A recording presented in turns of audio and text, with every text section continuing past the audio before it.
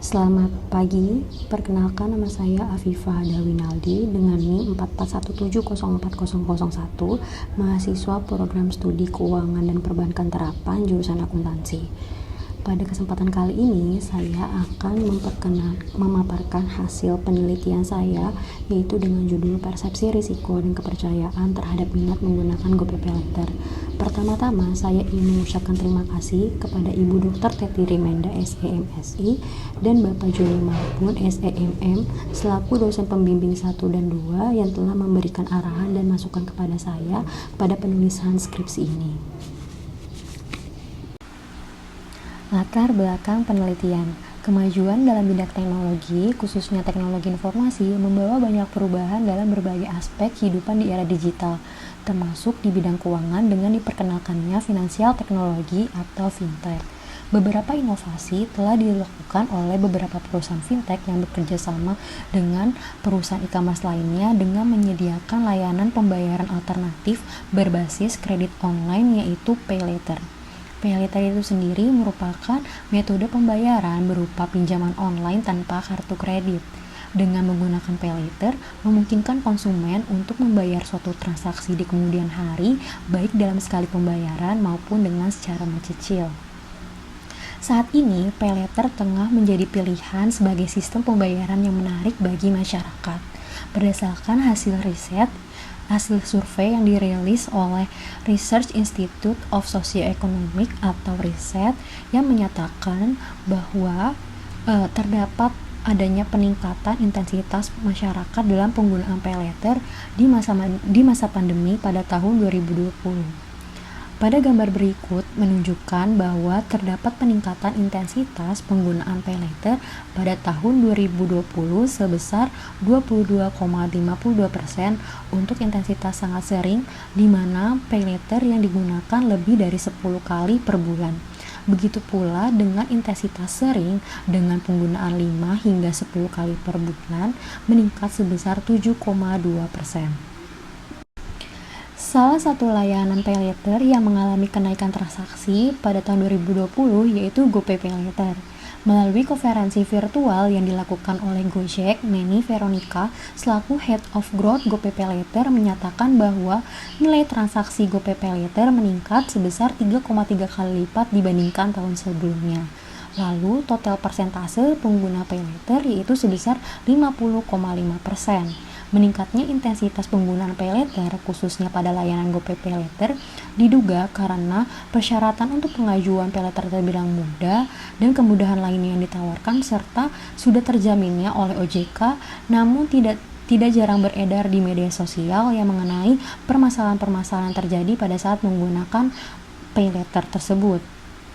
Selain itu, adanya gangguan akibat sistem maintenance yang menyebabkan para penggunanya tidak dapat melakukan aktivitas transaksi online dan pembayaran tagihan, serta terdapat beberapa resiko lainnya yang mungkin diterima oleh pengguna PayLater.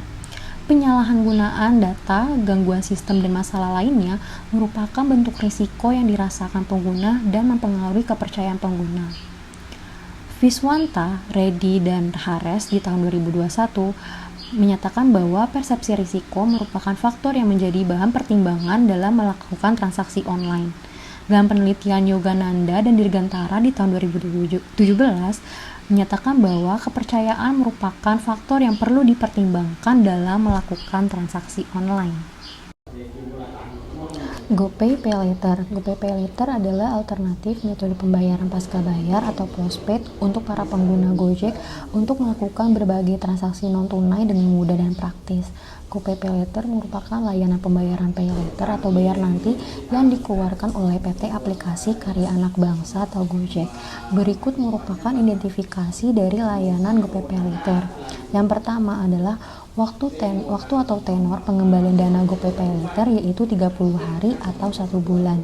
Yang kedua, limit kredit yang ditawarkan mulai dari Rp250.000 hingga Rp1.300.000. Untuk GoPayLater sendiri tidak dikenakan bunga, tetapi para penggunanya tetap dikenakan biaya langganan yang ditetapkan berkisar Rp10.000 hingga Rp25.000 dengan adanya biaya denda Rp2.000 per hari.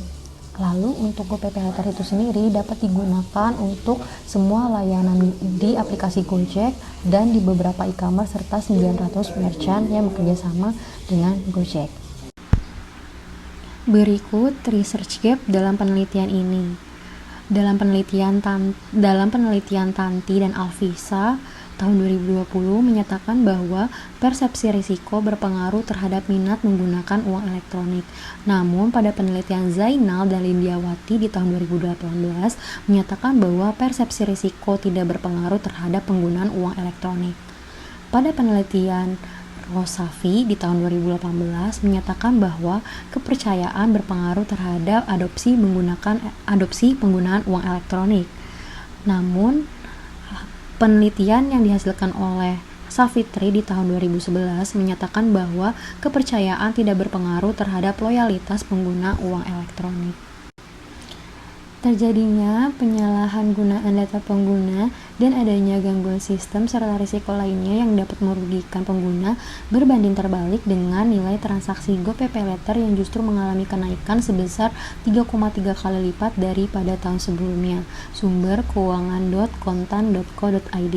Selain itu, GoPayLater juga menduduki posisi peringkat kedua pengguna terbanyak sebesar 50,5%. Maka dari itu, saya tertarik untuk melakukan penelitian lebih lanjut mengenai minat menggunakan GoPayLater karena terjadinya permasalahan berupa gangguan sistem, penyalahgunaan data, dan risiko lainnya yang dapat merugikan pengguna tersebut berbanding kebalik dengan adanya peningkatan persentase total pengguna dan nilai transaksi pada GoPayLater yang diduga bahwa pengguna telah mempercayai dengan layanan pembayaran paylater tersebut terlepas dari berbagai risiko yang akan diterima pada saat menggunakan GoPayLater. Tujuan penelitian yang pertama adalah untuk menganalisis pengaruh persepsi risiko terhadap minat menggunakan GoPayLater. Yang kedua, untuk menganalisis pengaruh kepercayaan terhadap minat menggunakan GoPayLater. Yang ketiga, untuk menganalisis pengaruh persepsi risiko dan kepercayaan secara simultan terhadap minat menggunakan GoPayLater. Kerangka teori. Pada penelitian ini, untuk teori perceived risk atau persepsi risiko diadopsi dari Schiffman dan Knuth 2010, yaitu terdapat 6 dimensi, namun pada penelitian ini hanya menggunakan 5 dimensi, yaitu time risk atau risiko waktu, financial risk atau risiko keuangan, performance risk atau risiko kinerja, psychological risk atau risiko psikologis, dan social risk atau risiko sosial. Untuk kepercayaan atau trust diadopsi dari MC Knight, Kachmar, dan Kothuri 2002, yaitu dengan menggunakan dimensi trusting intention yang didukung oleh dua elemen trusting intention, yaitu willingness to depend dan subjective probability of depending. Untuk variabel dependent, minat diadopsi dari Crow and Crow tahun 2000.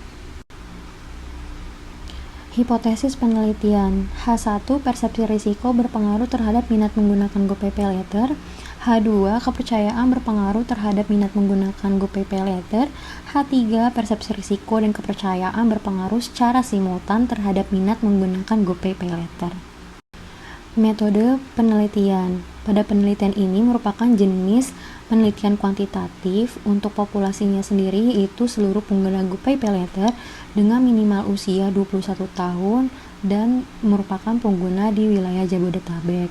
Untuk sampelnya sendiri yaitu menggunakan non-probability sampling dengan pendekatan purposive sampling, yaitu dengan mengadopsi teori Widianto 2008, yaitu dengan rumus N sama dengan Z kuadrat per 4 dikali margin of error kuadrat, yaitu dengan menghasilkan N sama dengan 1,96 kuadrat dibagi dengan 4 dikali 0,1 kuadrat sama dengan 96,04 dan dibulatkan menjadi 97 orang. Untuk mempermudahkan dalam penelitian ini lalu dibulatkan menjadi 100 orang. Jenis data yaitu data primer dengan menggunakan metode survei, yaitu dengan menyebarkan kuesioner melalui Google Form yang disebarkan ke berbagai media sosial baik Instagram, WhatsApp, Telegram, dan Twitter. Untuk variabel operasional itu sendiri, untuk variabel persepsi risiko dengan dimensi risiko waktu, risiko keuangan, risiko kinerja, risiko psikologis, dan risiko sosial diadopsi dari penelitian Mulyana tahun 2016 dengan skala Likert 1-5. Selanjutnya, untuk variabel kepercayaan dengan dimensi trusting intention dengan dua elemen willingness to depending dan subjective probability of depending diadopsi dari penelitian Helena 2017 dengan menggunakan skala Likert 1-5. Untuk variabel Y-nya, minat menggunakan GoPay Letter diadopsi dari penelitian Wahyuni tahun 2019 dengan skala Likert 1-5. Metode analisis data. Setelah data disebarkan, data yang diterima akan diuji dengan uji instrumen data dengan uji validitas dan uji reliabilitas. Lalu dilakukan uji asumsi klasik, yaitu dengan uji normalitas, uji heteroskedastisitas, dan uji multikolinearitas. Lalu dilakukan analisis data dengan analisis regresi linear berganda. Lalu dilakukan uji hipotesis, yaitu uji T atau parsial, yaitu untuk mengukur variabel independen secara parsial. Lalu dilakukannya uji F atau simultan, yaitu untuk mengukur variabel independen secara simultan terhadap variabel dependen. Lalu dilakukannya uji koefisien determinasi, yaitu untuk mengukur seberapa jauh variabel independen mempengaruhi variabel dependen. Hasil uji validitas. Uji validitas dilakukan untuk mengetahui sah atau valid tidaknya sebuah item pertanyaan kuesioner. Pada tabel berikut ini, uji validitas dengan R-table 0,361, di mana jika R hitung lebih besar daripada R-table 0,361, maka dapat dikatakan valid. Dan dapat dilihat pada hasil penelitian ini, besaran R hitung pada setiap variabel X2, X1, X2, dan Y memiliki nilai R hitung lebih besar dari R-table, maka dapat dikatakan valid. Lalu terdapat hasil uji reliabilitas. Uji reliabilitas dilakukan untuk mengetahui kestabilan dan konsistensi responden dalam menjawab pertanyaan kuesioner yang telah disediakan. Pada tabel berikut ini, nilai Cronbach alpha standar yaitu sebesar 0,6. Apabila nilai Cronbach alpha lebih besar dari Cronbach alpha standar, maka data tersebut dapat dikatakan reliable. Pada variabel persepsi risiko sebesar 0,870 dan kepercayaan sebesar 0,809 dan variabel Y minat menggunakan 0,886 memiliki nilai di atas Cronbach alpha standar yaitu 0,6, maka seluruh item pertanyaan pada penelitian ini dapat dikatakan reliable. Selanjutnya, terdapat hasil uji asumsi klasik. Hasil uji asumsi klasik digunakan untuk mengetahui layak atau tidaknya data yang digunakan pada penelitian ini. Lalu pada hasil uji asumsi klasik terdapat hasil uji normalitas. Uji normalitas bertujuan untuk mengetahui apakah model regresi variabel independen dan dependen memiliki distribusi secara normal atau tidak. Bahwa syarat model regresi yang baik, data harus berdistribusi normal atau mendekati normal. Kita dapat lihat pada slide berikut ini pada gambar pertama, yaitu dengan scatter plot, bahwa semua titik-titik mengikuti garis diagonal dan dapat dikatakan data berdistribusi normal. Untuk mendukung hasil atau memperkuat hasil uji normalitas dengan scatter plot, pada penelitian ini juga menggunakan uji Kolmogorov-Smirnov. Berdasarkan tabel hasil uji Kolmogorov-Smirnov, diperoleh nilai 0,199 yang dapat dikatakan data berdistribusi secara normal, karena nilai tersebut lebih besar dari 0,05. Selanjutnya, terdapat hasil uji asumsi klasik, uji multikolinearitas. Uji multikolinearitas digunakan untuk mengetahui apakah ada korelasi atau hubungan antar variabel independen atau tidak. Pada tabel berikut terdapat ketentuan bahwa tidak terjadi gejala multikolinearitas apabila nilai toleransi lebih dari 0,1 dan nilai VIF kurang dari 10. Pada tabel berikut, pada penelitian ini persepsi risiko dan kepercayaan mendapatkan hasil nilai toleransi sebesar 0,703 dan nilai VIF sebesar 1,422. Sehingga dapat dikatakan bahwa kedua variabel tersebut dikatakan tidak terjadi gejala multikolinearitas.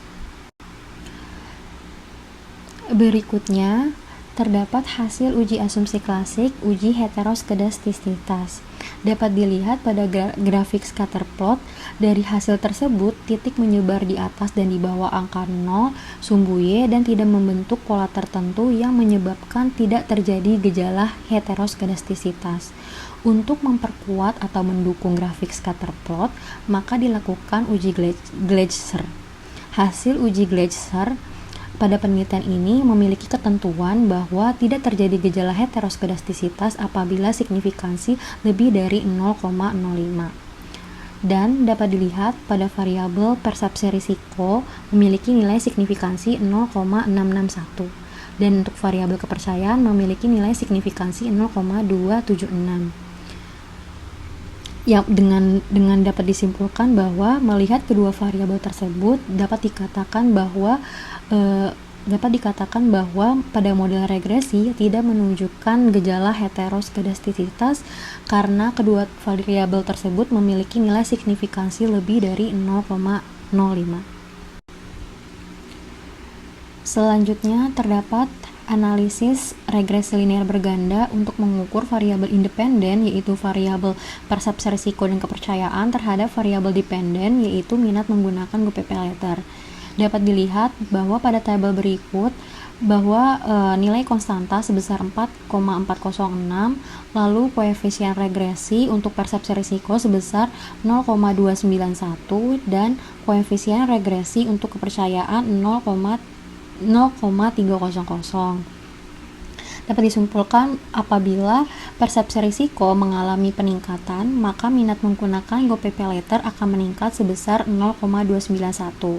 Lalu apabila kepercayaan mengalami peningkatan, maka minat menggunakan GoPayLater akan meningkat sebesar 0,300.